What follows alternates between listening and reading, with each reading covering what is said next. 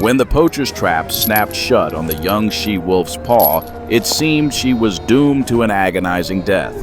But the hunter who appeared decided to risk his life to save the predator. No one could have imagined that 2 years later, these same wolves would show up at the very moment when the old man was preparing for his own demise somewhere in the depths of the taiga. And what happened next left the old man sobbing from shock. This incredible story took place in Russia, in one of the remote villages of the Arkhangelsk region, where gas lines still haven't been installed and locals are forced to heat their homes with firewood. 73 years ago, Vasily Petrovich Kuznetsov was born here. He'd spent his entire life hunting and knew the surrounding forests like the back of his hand. In 50 years of hunting experience, he'd seen a lot. But what happened to him on that cold October day turned all his ideas about wildlife upside down. That day, Vasily Petrovich went into the forest for firewood. Autumn had been harsh, frosts started early, and the fuel supply at home was running low. The man walked along a familiar trail carrying his old, time-tested axe on his shoulder. After chopping down a dried birch and clearing it of excess branches, he was about to head home when a long, mournful howl reached his ears. The sound was so piercing and melancholy that goosebumps ran down the hunter's skin. In his many years in the forest, he'd learned to distinguish the voices of all the animals, and this howl definitely belonged to a wolf, but it carried not threat or warning, but despair and pain. Vasily Petrovich froze, listening. He had no rifle with him. Why would a woodcutter need one? And facing a predator with just an axe would be suicide. Common sense told him to leave the dangerous place immediately, but something held the man back. Maybe hunting instinct, or maybe simple human curiosity. Carefully parting the thick juniper branches, he saw a small clearing where a drama of wild nature was unfolding. Around the edge of the clearing paced a large gray wolf. His movements were full of anxiety and despair. Nearby, by an old stump, lay a young she-wolf with luxurious silver fur. Her hind paw was trapped tight in the steel jaws of a poacher's trap. The female was trying to free herself, but each movement caused unbearable pain, and she could only whimper weakly. Suddenly, the male wolf sensed the human's presence. He spun around sharply, his yellow eyes meeting the hunter's gaze. Vasily Petrovich prepared for the worst, gripping his axe handle tighter, but no attack came. The wolf looked at him long and intently, as if assessing whether this was friend or foe. Then, something incredible happened.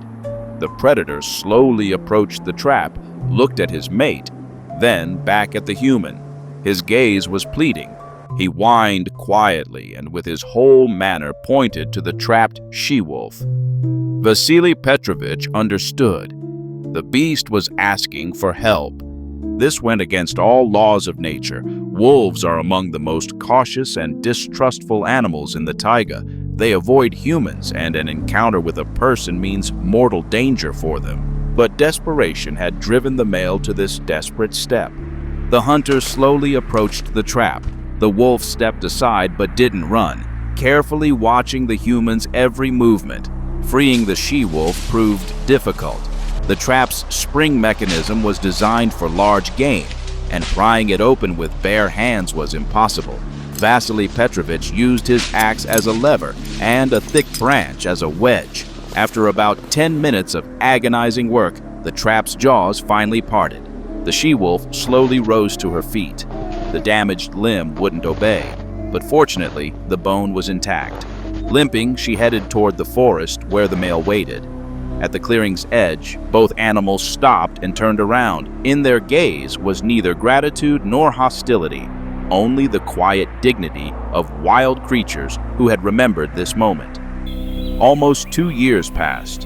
Village life flowed along as usual, and Vasily Petrovich had almost forgotten about that incident in the forest.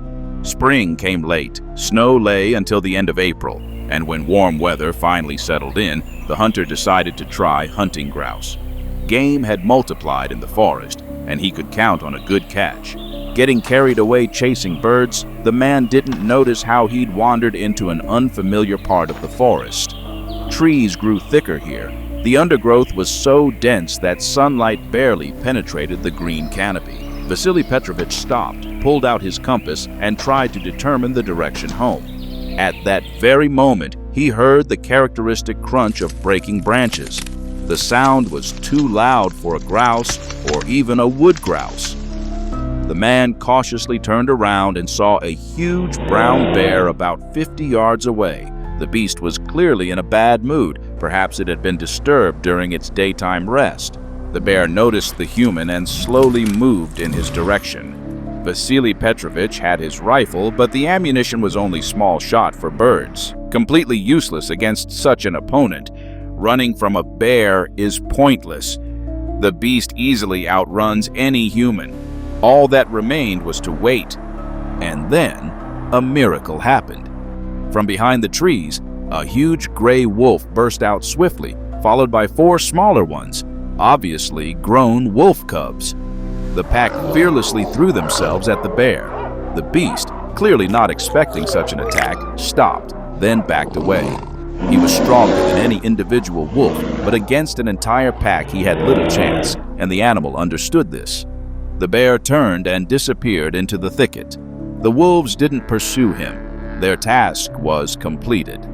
The pack leader turned and looked at the human. In that gaze, Vasily Petrovich recognized the very wolf from the clearing. Next to him stood the she-wolf, the same one he'd freed from the trap. Now she walked without limping. Her paw had completely healed. The encounter lasted only a few seconds. The wolves silently vanished into the forest, leaving the stunned hunter alone with the realization of what had happened. They remembered. 2 years later, the wild animals remembered human kindness and repaid it in kind.